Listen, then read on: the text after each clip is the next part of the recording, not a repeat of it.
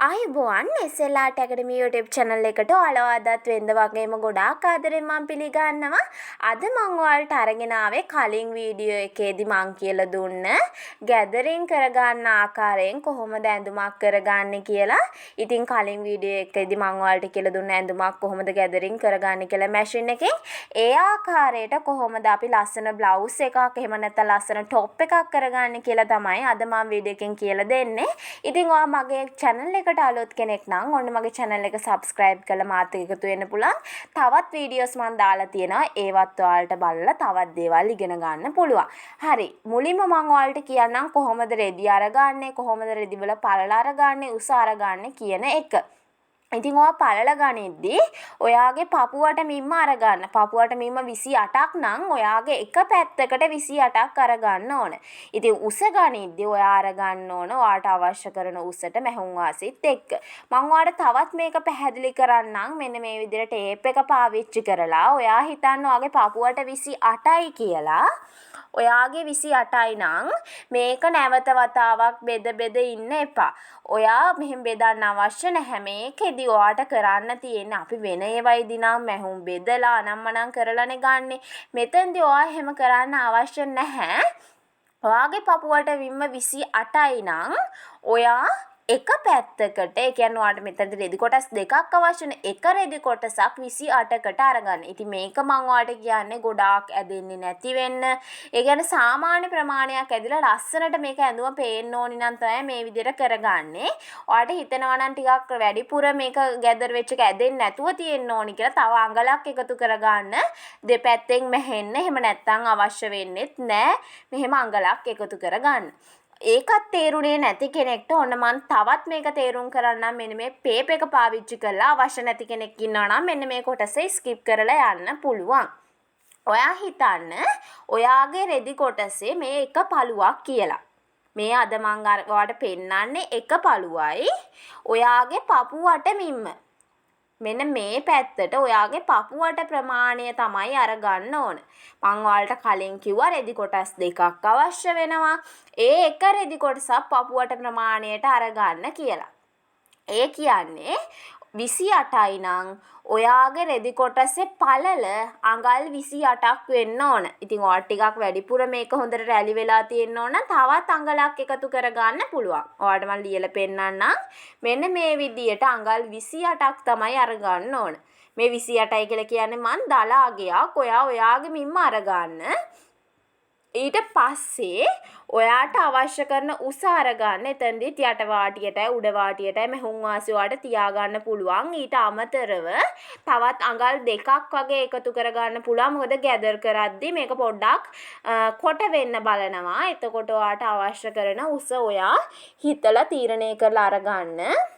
ටිකක් කොට රඳින්න අවශ්‍ය, ඒ කියන්නේ කැමති නැති කෙනෙක් ඉන්නවා නම් ඔයාලට පුළුවන් තව අඟල් දෙකක් තුනක් වැඩිපුර අරගන්න. එතකොට මේක කොට වෙන්නේ නැහැ. ඉතින් මෙන්න මේ වගේ රෙදි කොටස් දෙකක් තමයි අපිට අවශ්‍ය වෙන්නේ මේක මහ ගන්න.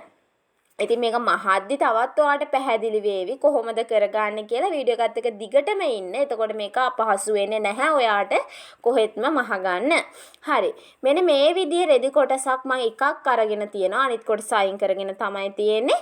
මේ එක රෙදි කොටසක මෙන්න මේ විදියට ඔයා උඩ වාටිය සහ යට වාටිය මුලින්ම මෙන්න මේ විදියට දෙපොටක් නවල මහගෙන ඉන්න ඕන. ඔයාගේ රෙදි කොටස් දෙකේම ඔයාගේ රෙදි කොටස් දෙකේම උඩ වාටියයි යට වාටියයි තමයි අපි මුලින්ම මේකෙදි මහගෙන ඉන්න ඕන.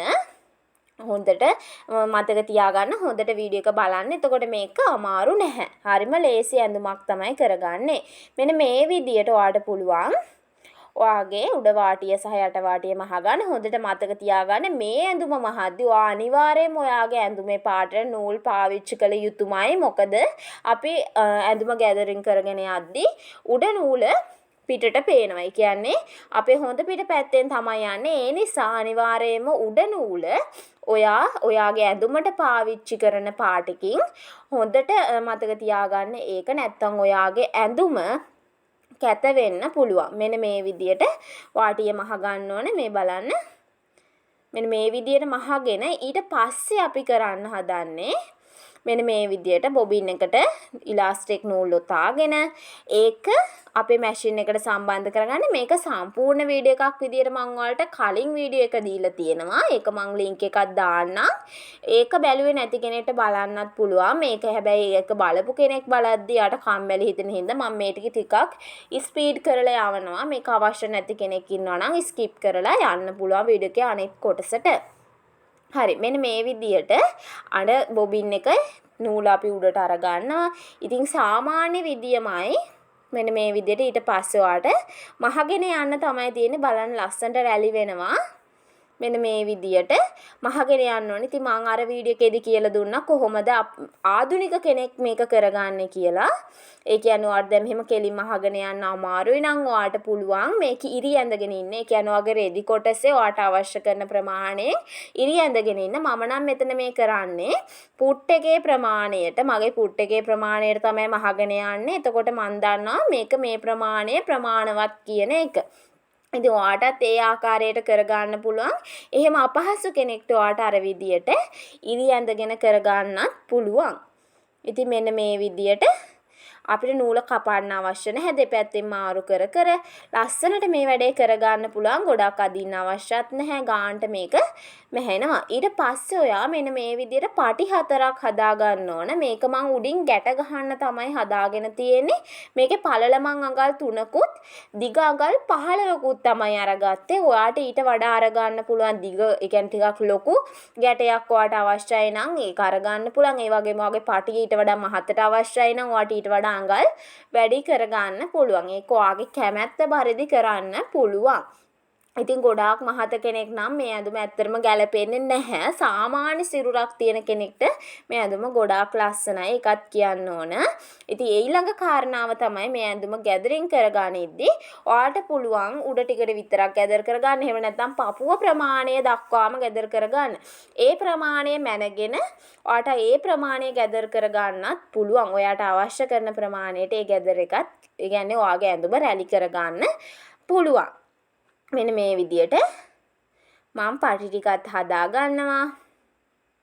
ඊට පස්සේ පටියේ මෙන්න මේ විදිහට උඩ නවාගෙන මහ ගන්න. ඉතින් ඔයාලට මේක කලින්ම මහගෙන ඉන්නත් පුළුවන්.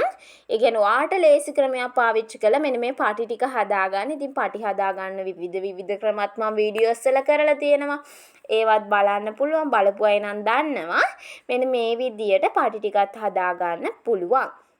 ඊට පස්සේ මෙන්න මේ පටිය අපේ ඇඳුමට සම්බන්ධ කරගන්න තමයි තියෙන්නේ.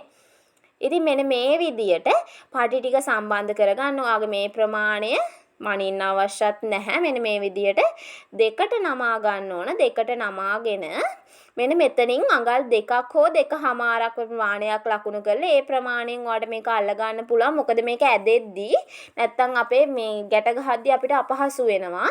ඒ හින්දා තමයි මෙන්න මේ විදිහට ඇදෙනවනේ. ඒ නිසා තමයි මෙන්න මේ වගේ ප්‍රමාණයක් අපි ලකුණු කරලා කරගන්නේ. 2.5ක වගේ ප්‍රමාණයක් ඔයාලට මේක කරගන්න පුළුවන්. ඉතින් මේ වගේ ප්‍රමාණයක් කරගන්න නැත්නම් ඔයා ගොඩාක් ලොකු ප්‍රමාණයක් තියාගන්න එපා. එහෙම වුණොත් මේක ගැට ගහන්න අපහසුයි. ඒ වගේම ඇඳුම ලස්සන නැති වෙනවා. 2.5ක් 3ක්. මෙන්න මේ වගේ ප්‍රමාණයකට ඔයා යන්නේ. ඊට වඩා යන්න එපා. ඊට පස්සේ ඔයා මෙන්න මේ විදියට ඔයාලට පුළුවන් ඔයාගේ පටි ඔයාගේ ඇඳුමත් එක්ක සම්බන්ධ කරගන්න. මෙන්න මේ ආකාරයට. ඉතින් මං හිතනවා මෙතනට එනකම් ඔයාගේ වීඩියෝ එක පැහැදිලි ඇති කියලා. වීඩියෝ එක පැහැදිලි. එහෙම නැත්නම් අපැහැදිලි තැනක් තියෙනවා නම් තේරෙන්නේ නැති තැනක් තියෙනවා නම් කමෙන්ට් එකක් දාලා අහන්න. එහෙමත් නැත්නම් ඔයාලට පුළුවන් Facebook ඉන්නවා නම් Facebook එකේ SLR Academy කියන group එක search කරලා group එකට join වෙලා ඔයාගේ ප්‍රශ්න යොමු කරන්න. එහෙම නැත්නම් Facebook එකේ සුජානි මදුභාෂිනී කියන account එක search කරලා ඒ account එකට message එකක් දාන්නත් පුළුවන්. ඉතින් ඔයා කැමති ක්‍රමයක් පාවිච්චි කරලා මොනවාම හරි වීඩියෝ එකක ඔයාට අපැහැදිලි දෙයක් තියෙනවා නම් ඒ ප්‍රශ්නය මට යොමු කරන්න පුළුවන්. ඊට පස්සේ මෙන්න මේ විදියට මහගෙන බලන්නකෝ. මෙන්න මේ ආකාරයට තමයි මහගෙන තියෙන්නේ. අනෙත් කොටසෙත් ඒ වගේම මහගෙන තියෙනවා. ඒ විදියට මහගෙන ඔයා දෙපැත්තෙන් මූට්ටු කරගන්න තමයි තියෙන්නේ. මේ විදිහට දෙපැත්තෙන් මූට්ටු කරගෙන ඕලොක් එකක් තියෙන කෙනෙක්ට ඕලොක් කරගන්න පුළුවන්. හොඳට මතක තියාගන්න මෙන්න මේ විදිහට දෙපැත්තෙන් මූට්ටු කරගනිද්දී ඔයා මේ මහගත් ඒවා එකම ප්‍රමාණයට තමයි තියෙන්න ඕන. මේකෙදි අපේ අටවාටියවත් උඩවාටියවත් නැවත මහන්න දෙයක් නැහැ. අපි මේ දෙක මුලින්ම මහගෙන තමයි තියෙන්නේ. ඉතින් මං හිතනවා ඔයාට මේ ඇඳුමේ කිසිම අපහැදිලි දෙයක් නැතුව ඇති කියලා. මම මුලින්ම කිව්වා ඔයාට ගැදර් කරගනිද්දි ඔයාට අවශ්‍ය ප්‍රමාණයට ගැදර් කරගන්න පුළුවන්. ඔයාට ඇද යනවා නම් ඉරි ඇඳ ගන්න පුළුවන්. ඒ වගේ එක ඔප්ෂන් මං ඔයාලට කිව්වා. ඉතින් ඔයාට කැමති ආකාරයකට මේ ඇඳුම නිර්මාණය කරගන්න පුළුවන්. ටිකක් ඔයා හීනි පටි අඳින්න අකමැති කෙනෙක් නම් ඔයාට පුළුවන් ටිකක් මහත පටි පාවිච්චි කරන්න. කලින් කිව්වා වගේම ටිකක් වැඩිපුර ඔයා ඇඟ මහත කෙනෙක් නම් ඔයාට මේ ඇඳුම ලස්සන. ඒ කියන්නේ ගැලපෙන්නේ නැහැ හීනි පටි යොදා ගන්න එක. ඉතින් ඔයාට පුළුවන් ටිකක් මහත පටි යොදා ගන්න. ඉතින් මේක ඇඳුම ගොඩාක්ම ලස්සන සිහින් සිරුරක් තියෙන කෙනෙක්ට. ඉතින් ඔයාට පුළුවන් මේ ඇඳුම ලස්සනට මහගෙන මටත් ෆොටෝස් එවන්න අර මං කිව්ව ආකාරයට මගේ Facebook account එකට එහෙමත් නැත්නම් group එකට යොමු කරන්න පුළුවන්. ඒවා links මම description එකේ දාලා තියන්නම්. ඔයාට පුළුවන් මෙන්න මේ විදිහට මේ ඇඳුම ලස්සනට මහගන්න. ඉතින් මගේ වීඩියෝ එකත් එක්ක තුන ඔයාලා හැමෝටම ගොඩාක් ස්තුතියි.